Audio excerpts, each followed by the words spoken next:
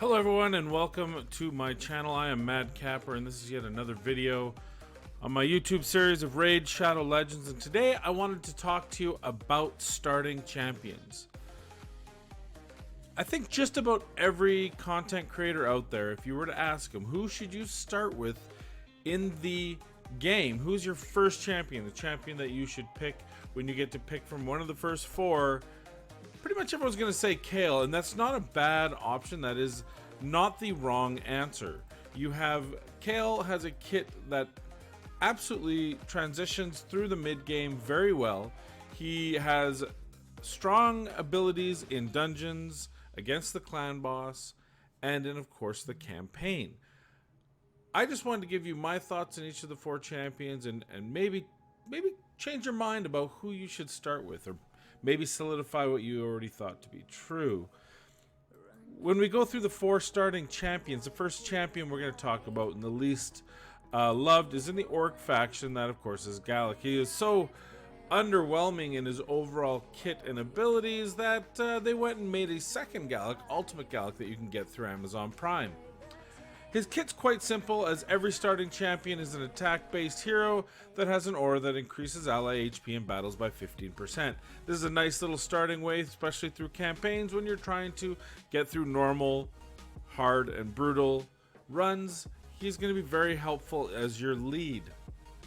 Now, Galax kit is almost really good. Unfortunately, there are two things that really prevent him from competing with the other three for usability in long term, and it rests right here. First of all, you've got Cursed Blade, which is a 5-turn cooldown. There is no chance to reduce that cooldown to 4 or 3 turns. So the fact that he has a decreased defense, which is a very coveted ability, is negated by the fact that it's on a 5-turn cooldown. The other silly thing here is it has a joke mechanic, in my opinion, as to why. So he attacks 4 times at random, so he has 4 opportunities to hit this. He has a 30% chance of placing a 30% decrease, which is the smaller decrease debuff for 2 turns. Has a 30% chance of placing a 60% decrease defense for 2 turns if the target has more than 2 debuffs. When you're a starting out player, you do not have a lot of debuff champions, so that kind of renders the decreased defense at 60% to be almost useless. The other thing is you can only get this up to a 40% chance. Now, I know it is a 4 attack, but it's 4 attack at random, which means you're at best probably going to get 1 to 2 people you're going to hit it. And what are the chances that the 2 people he hits are the 2 people that happen to have debuffs on them? There's a lot of RNG that I don't agree with, and that is probably why he is the least useful of the bunch. Now, his A2, it is on a 3-turn cooldown, and it does give you increased speed, but only on this champion. It also has, as all starting champions have, an extra 15% chance of inflicting a critical hit, which is good early game until you have the opportunity to improve your crit rate, which all 4 of your starting champions should be focusing on getting to 100%. He has 103 base speed. All the starting champions have really good base speed for rares. He is, I believe, the lowest, but we'll check in a second. I believe he's the lowest speed of them all, but they're all in that same area, so that isn't really a problem for him. And then, of course, his A1 attacks 1 enemy 2 times. It's pretty basic. It does have 2 hits instead of 1, so it is kind of neat, but overall, not a great kit when compared to the other 3 champions. The next up we talk, and I go back and forth, but I'm going to talk about Alena. Now, Alena happens to be the champion on my main account. I'm currently on my free-to-play account, but on my main account, Alena is the champion that I chose. And I will tell you this, I have played accounts with all 4 starting champions, and I found Alena to be the easiest to get through the initial early game phase. I found that she was really useful in dungeons early on. She was really useful in campaign early on, and she even did some clan boss damage early on, although obviously she's not the best in the clan boss, and you're going to be replacing her right away. So her kit, of course, you've got the aura, but let's talk about her A3 here. It attacks all enemies 2 times, so it is a 2-time AoE on a 3-turn cooldown. That is a very strong ability to be able to hit all enemies and be able to ramp that damage up on it. It does hit very hard, especially in the early game. It is a very strong ability. It does not have any debuff or buff effects to it, but on a 3-turn cooldown, you're going to get some great value, especially when farming. A2, and this is where her early game excels. Your A2 attacks one enemy, then all enemies, has a 15% chance of inflicting a critical hit, which all, of course, A2 on the champions, starting champions have. And then she places a 30% increased crit rate buff on this champion for 3 turns if a target is killed. So, the goal here, the hope here, is that you use this on a champion that you know is going to get killed. You target that champion, that enemy twice, so that you get 2 chances to kill the mob. When you do that, she gets an increased crit rate. Now, as you transition into the mid game from the early game, this becomes a useless stat or skill. The reason why is because your crit rate on attack champions, especially your starters, is going to need to be 100%. However, in the early game, you don't necessarily have the option of getting 100% right away.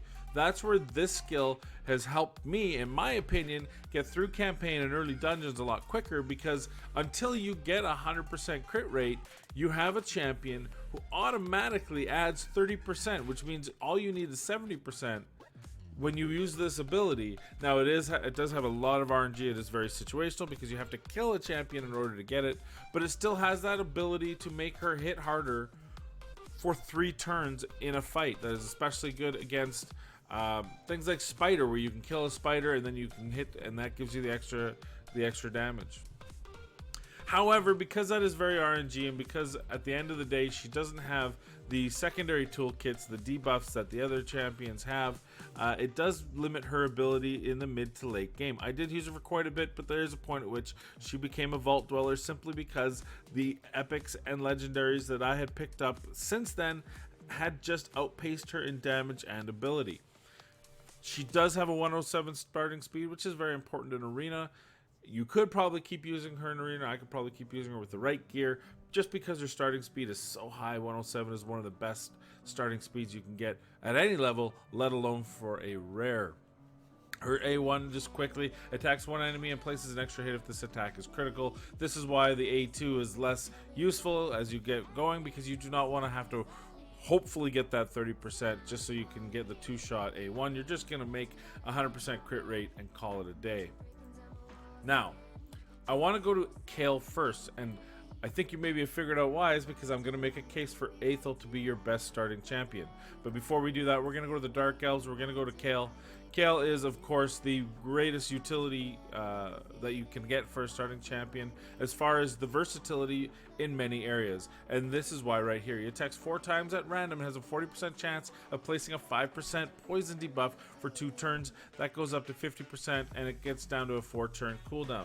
This is a critical component of any clan boss team. You need poisons. Those poisons have to land. It has to be the big poisons, and Kayle has them. He also has a very large AoE nuke on a 3-turn cooldown, very similar to Alena, except for the difference here is, along with having that extra 15%, which is good early on, he does fill the turn meter of this champion by 25% for each enemy killed.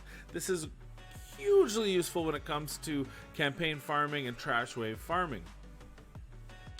Finally, of course, we have his A1, which puts a 2.5% poison. It's got a 100% chance when booked.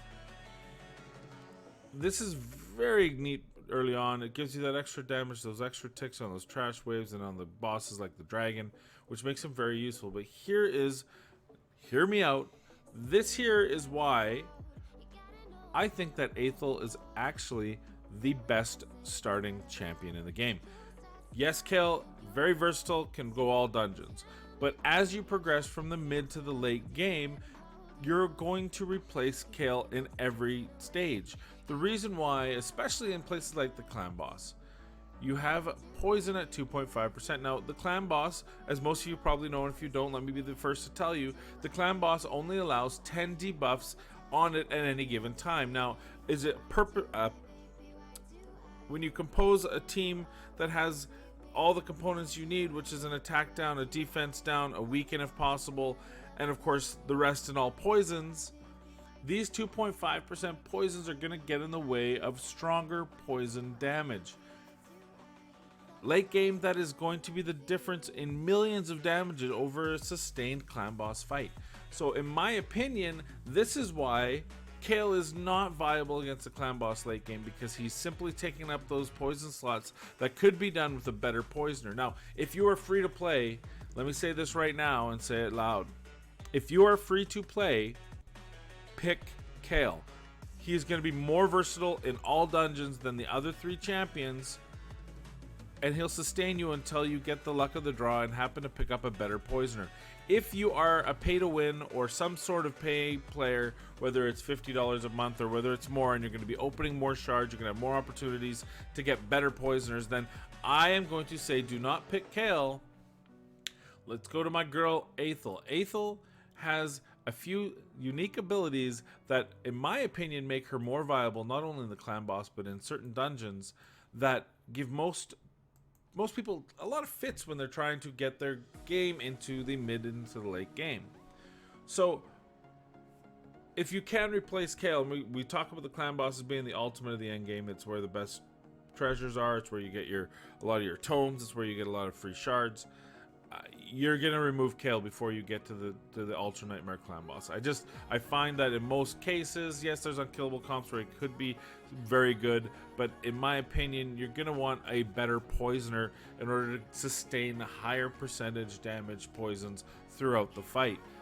Ethel here, my girl Ethel, has an A3. We'll go through her kit here. She's got an A3 on a 4-turn cooldown when booked.